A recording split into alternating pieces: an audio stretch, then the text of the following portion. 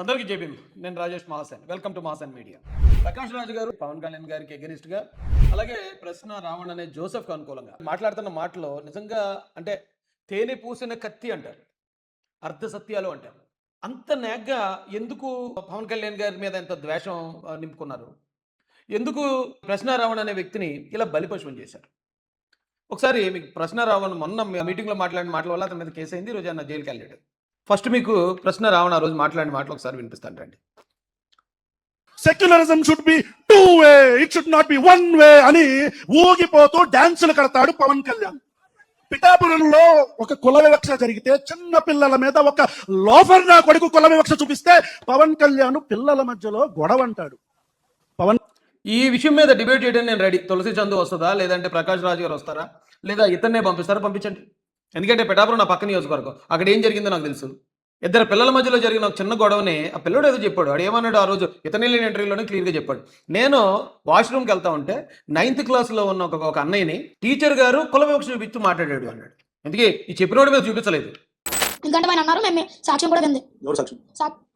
Srinubabu sir ఆ మాట, ఒరే మీ దొంగల జాతి, మీరు అసలు ఏం పేర్లు, మీరు ఇదా అని అన్న దానికి సాక్ష్యం ఉందా? ఆ సాక్ష్యం ఎవరు విన్నారండి? హర్ష శ్రీనివాస్ అండి, మా ఫ్రెండ్స్ అండి. 9th క్లాస్ హర్ష శ్రీనివాస్ వీళ్ళ ఫ్రెండ్స్ 9th క్లాస్ అట. క్లాస్లో అన్నారు. మా క్లాస్లో అన్నాయి. ఇది అసలు ట్విస్ట్. ఈ పెద్ద మనుషులు అడగదండి. ఆయన ఎక్కడ 9th లో అన్నాడు. 9th లో ఎవరు అన్నాడు? 9th క్లాస్లో ఇద్దరు కొట్టుకోడు కాదు, ఇద్దరు మీరు ఏం చేస్తారు దొంగలమాట అన్నారు. అది టైం వాష్రూమ్ రాదామని. అది అసలు మేడం. అయితే ఎవరు అన్నాడంటే 9th క్లాస్ పిల్లల్ని, రే మీరు దొంగల ముట్టలా ఉన్నారు అన్నాడట. ఆ టైంకి ఈ కుర్రోడు వాష్రూమ్కి వెళ్తాడట. వాష్రూమ్కి వెళ్తే అది విని శ్రీనుబాబు గారు మా మీద కులవేగం చూపించాడని ఆ 9th క్లాస్ పిల్లల తరపున 6th క్లాస్ పిల్లలు పోరాడుతున్నాడు. అది కేసు. ఈడేమో 6th క్లాస్, 9th క్లాస్ కుర్రోడట. ఆ టీచర్ కులవేగం చూపించి మాట్లాడాడట. అది వీడు విన్నాడట. కులవేగం చూపిస్తున్నారు మా కులం మీద, వీడు పోరాటం దిగాడు. ఇతనే ఇంటర్వ్యూలోనే చూపిస్తాడు. రెడీ లేని దాన్ని ఉన్నట్టు ఎందుకు క్రియేట్ చేయాలి? First point. తర్వాత అది దళిత క్రైస్తవ సభ. ఆ సభకి ఈయన వెళ్ళి పవన్ కళ్యాణ్ గారిని ఎందుకు తిట్టాలి? అంతంత పెద్ద మాటలు ఎందుకు మాట్లాడాలి? ఇప్పుడు పవన్ కళ్యాణ్ గారినో, లేకపోతే ఆయన అభిమానించే వాళ్ళనో, ఆయన పార్టీ వాళ్ళనో, లేకపోతే కూటమి ప్రభుత్వాన్నో ఎందుకు దళిత క్రైస్తవులకు శత్రువుని చేయాలి? ఎందుకు దళిత క్రైస్తవులు మొత్తం సమాజానికి ఏంట్రా వీళ్ళు ఎలాగున్నారనే పరిస్థితి ఎందుకు క్రియేట్ చేయాలి మాకు? ఎందుకండి? అయితే ఇలాంటి మాటలు మాట్లాడితే అవును కేసు పెడతారు, అరెస్ట్ చేస్తారు. దీనికి సమర్థన ఏంటి? ఇది ప్రశ్నించడం అంటారేంటి? కళ్యాణ్ నా భాషని కొద్దిగా మన్నించాలి. ఎందుకంటే ఈ భాషని నేను నేర్చుకుంది పవన్ కళ్యాణ్ దగ్గర నుంచే. చెప్పు తీసుకొని కొడతా కొడకల్లారా. మతాల మధ్యలో చిచ్చు పెడితే చెప్పు తీసుకొని అటు ఇటు తిప్పి మార్చి కొడతాను కొడకల్లారా. ఇది నేనల్లా, పవన్ కళ్యాణ్ అన్నాడు. అన్నాడా లేదా? మల్లం గ్రామంలో ఒక కులానికి సంబంధించి ఒక కులం ఏంటి, వర్గాలను చెప్పొద్దు, పేర్లు చెప్పండి అన్నాడు. ఇది కూడా పవన్ కళ్యాణే. కాపు కులానికి సంబంధించిన వ్యక్తులు ఒక ఇంట్లో ఒక మనిషి చనిపోతే సామాజిక బహిష్కరణ చేశారు మొత్తం మాల కులస్తుల్ని. రమ్మనండి, దీని మీద కూడా డిబేట్ చేద్దాం. మల్లం గ్రామంలోనే కూర్చుందాం. మల్లం గ్రామంలో అక్కడ ఉన్న కాపుల్ని, ఎస్సీని పిలిపిద్దాం. ఎవరు చూపించారు, ఏ కేసు అయ్యింది, అక్కడ బాధితులు ఎవరున్నారు, ఏ బాధితులు రోడ్డు ఎక్కారు అడుగుదాం రండి. ఇవన్నీ లేనిపోయిన అపోహలు. ఫస్ట్ ఒక అపోహ క్రియేట్ చేయటం, దాన్ని వంకబెట్టుకుని ఓకే ఒకవేళ నిజంగా అతను చెప్పిన నిజాలు అనుకుందామండి. ఒక 6th క్లాస్ పిల్లడికి ఒక టీచర్కి మధ్యలో జరిగింది. ఆ టీచర్ కూడా ఎస్సీఏ. ఒక ఎస్సీ టీచర్ ఒక ఎస్సీ మీద అట్రాసిటీ చేసిందని ఇతను అన్నదే నిజం అనుకుందాం.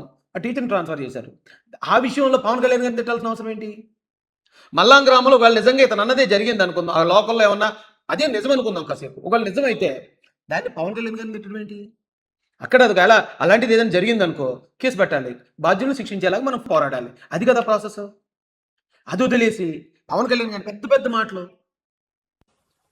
పవన్ కళ్యాణ్ నోట్లో ఎందుకు పవన్ కళ్యాణ్ గారి మీద ఇంత ద్వేషం? ఒకవేళ నేను పవన్ కళ్యాణ్ గారిని విమర్శించొద్దు అంటలేదండి, నేను కూడా విమర్శించనుండే. నేను విమర్శించాను.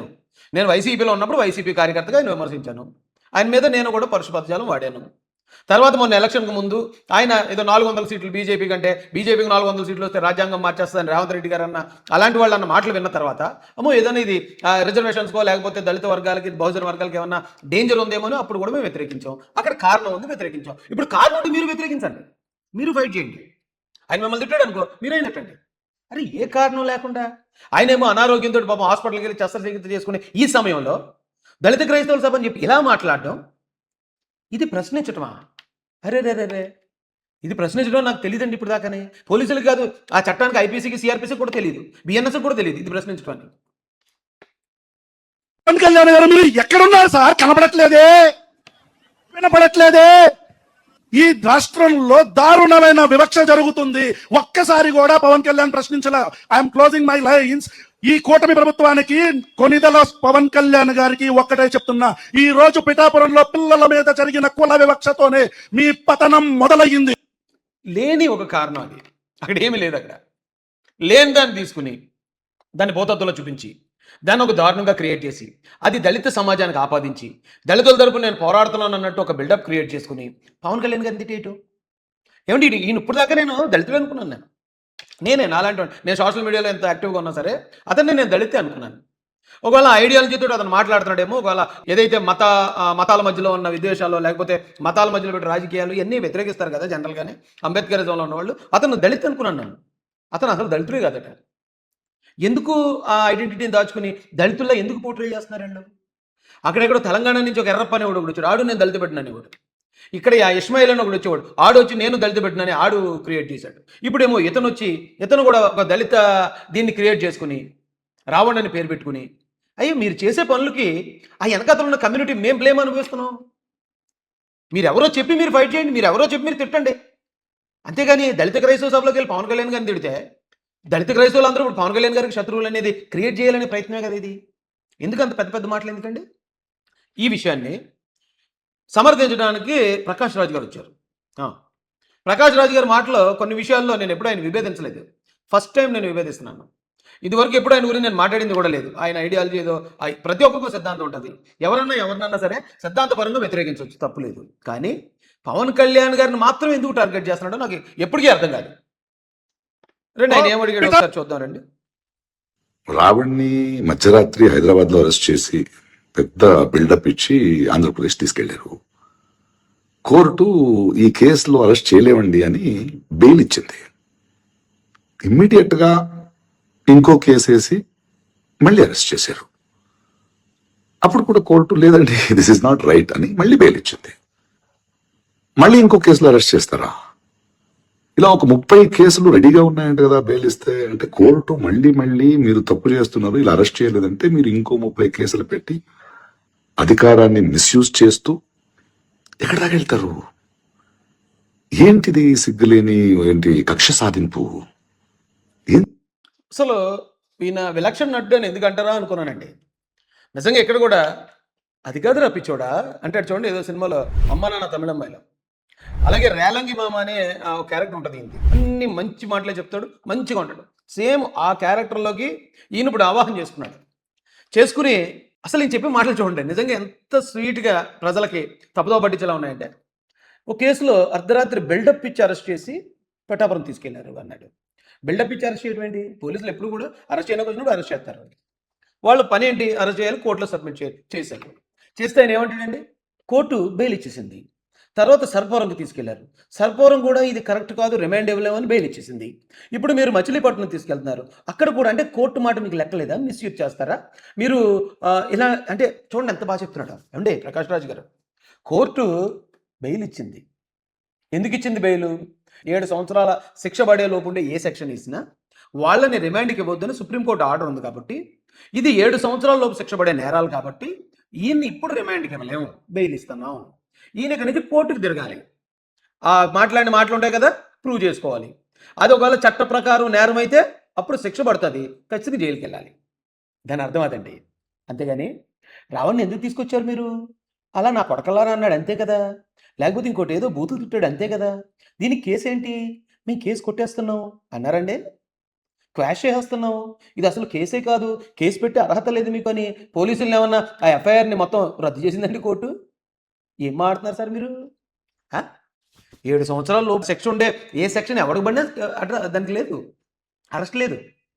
అరెస్ట్ లేదు అంటే దాని అర్థం అతను నిరపరాధని కాదు, అమాయకుడు అని అంతకన్నా కాదు.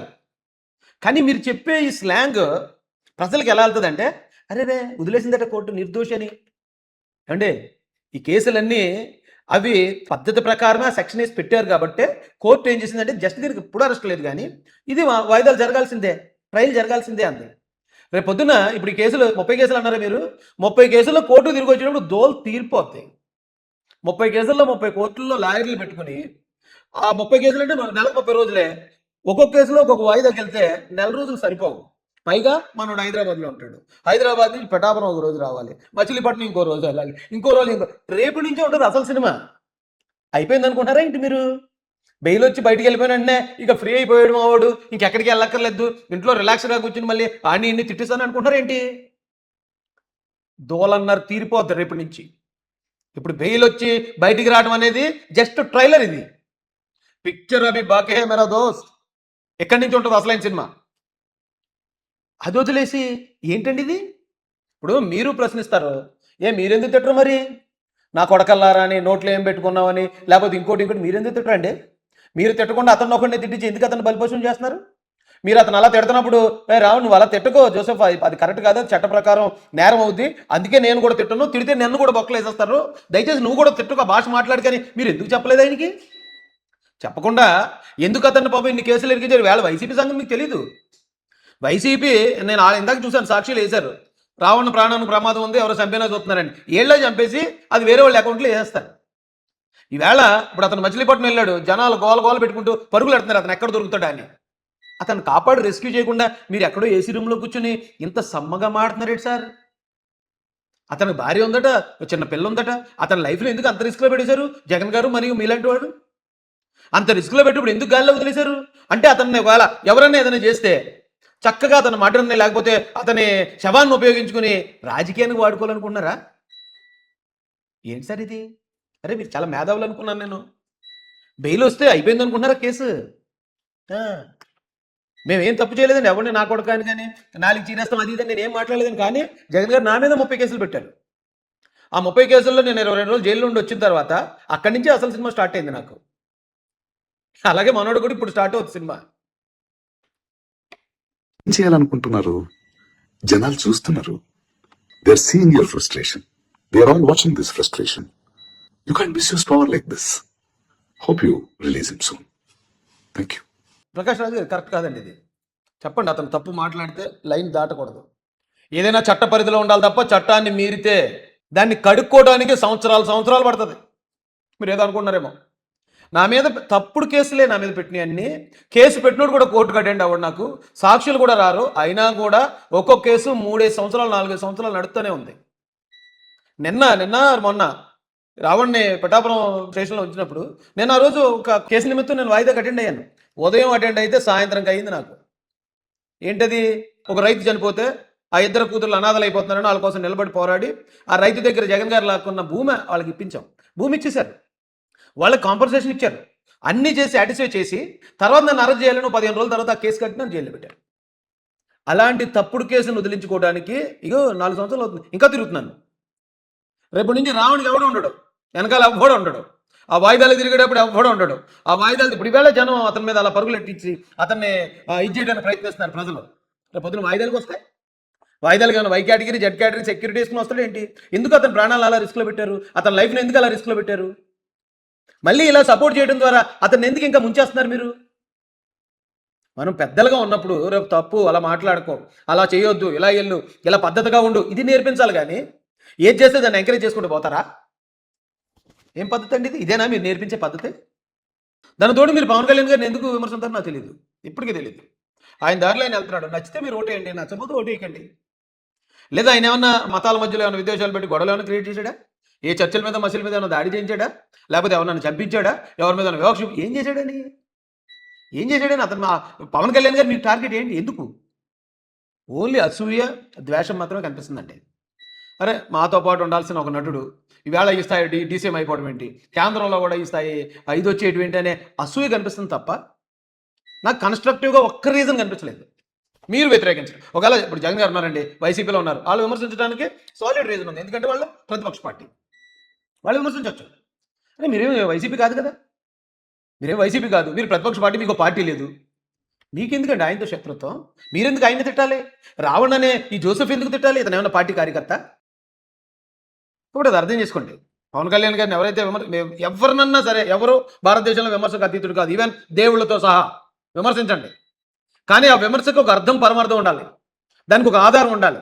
ఏ ఆధారం లేకుండా, ఏ కారణం లేకుండా మేము వెళ్ళి ఎవరినో తిట్టేస్తామంటే ఆయన ఒప్పుకోవచ్చు, ఆయన అభిమానులు ఒప్పుకోరు.